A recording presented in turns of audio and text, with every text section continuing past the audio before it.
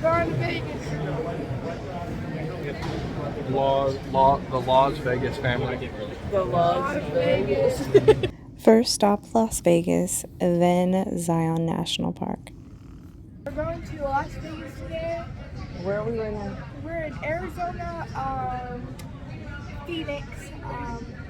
While we're here at the airport, we have to wait for like 15 minutes for the other flight, and see you in the next place.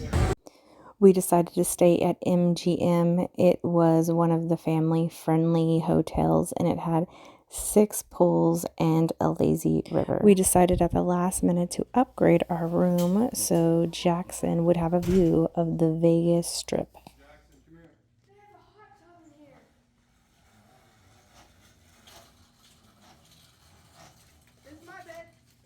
Jackson, look. What the heck is that castle over there? Look. Look at the helicopter.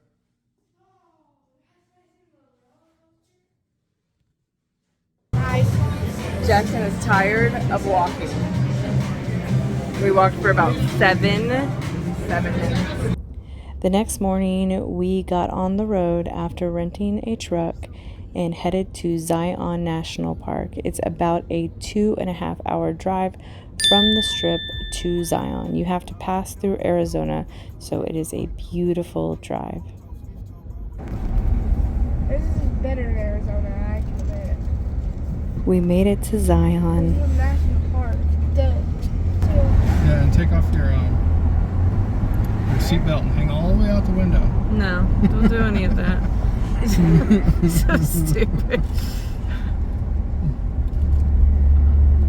Dude, this is insanity. Yeah, it is. You're losing your sanity. Oh my god, that big old mountain. We decided for our first hike to do Canyon Overlook Trail, which is a moderate hike, but if you are afraid of heights, it may not be for you, but it's totally worth it. We went at sunset, so it was nice and cool and less busy. It's me at the top of the fucking world. So cool. Where's my son? He's way back there. See him? Right there on top of the rock with his daddy.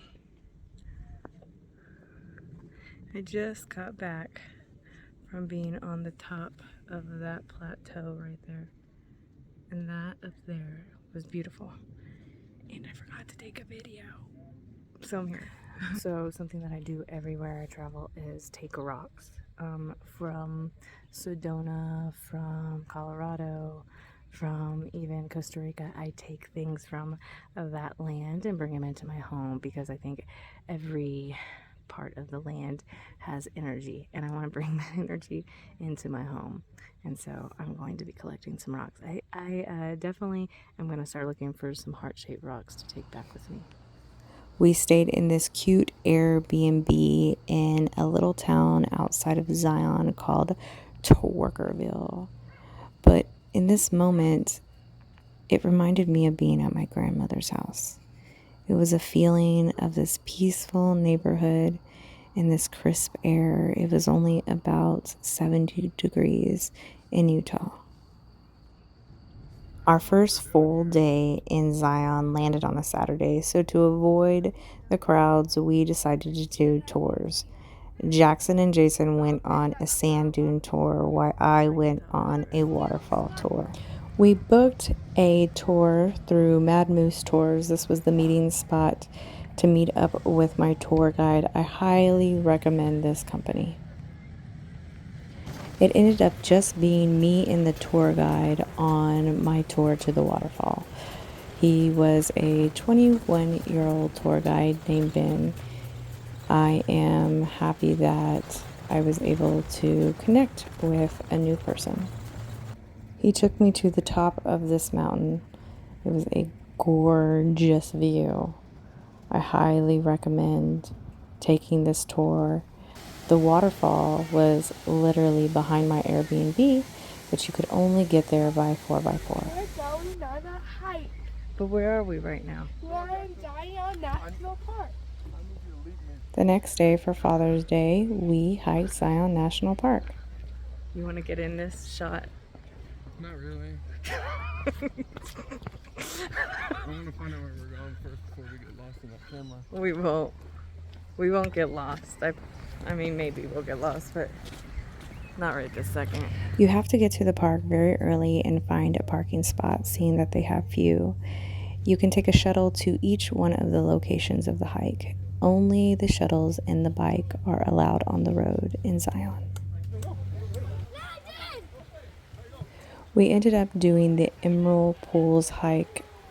They had us start in the grotto because unfortunately one of the bridges were closed to the Emerald Pools, which ended up, unbeknownst to ourselves, adding on an extra 2 miles to this hike. We made it to the Emerald Pools. There's 3 hikes you can do: lower, middle, and high. We decided to do the lower because it would be easier and the waterfall would hit you as you walk by. It was a nice way to cool off. We just got done with the Emerald Lower Pools here in Zion National Park, which was an amazing hike, even though my son was not enjoying it on the way down.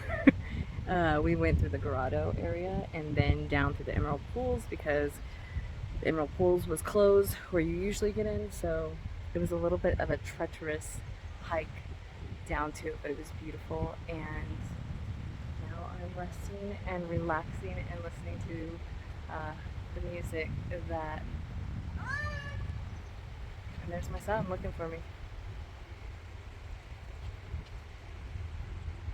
You think I'm in the bush or something? Hi. I'm gonna keep on moving, okay? Okay, keep on moving. I noticed my mind on this hike constantly trying to go off into some other future moment. I practiced trying to stay in the present. On the last day of our trip, we decided to take the 2-hour drive to Bryce Canyon National Park. This was impromptu, this was not planned, but I'm so glad. This park was probably my favorite out of the 2. Look at those views. I have never seen anything like this. There's a hike down there that you can hike into the hoodoos. We bribed my son $30 to do it with us. The cool thing about Bryce Canyon was that there were tons of lookout spots. So me and my husband could just park and look over the edge at all the beauty that nature had to offer. The next day, as we head to Vegas to catch our flight home, I did a lot of reflecting. This trip taught me a lot about myself. There were times that I would get frustrated and I would ask myself deep questions of why I was frustrated and what my experience was trying to show me. There were times of joy with my family and especially my husband. 5 years ago, I pictured traveling with my family and recording it, and I'm making those dreams happen today. Thank you for being part of my journey.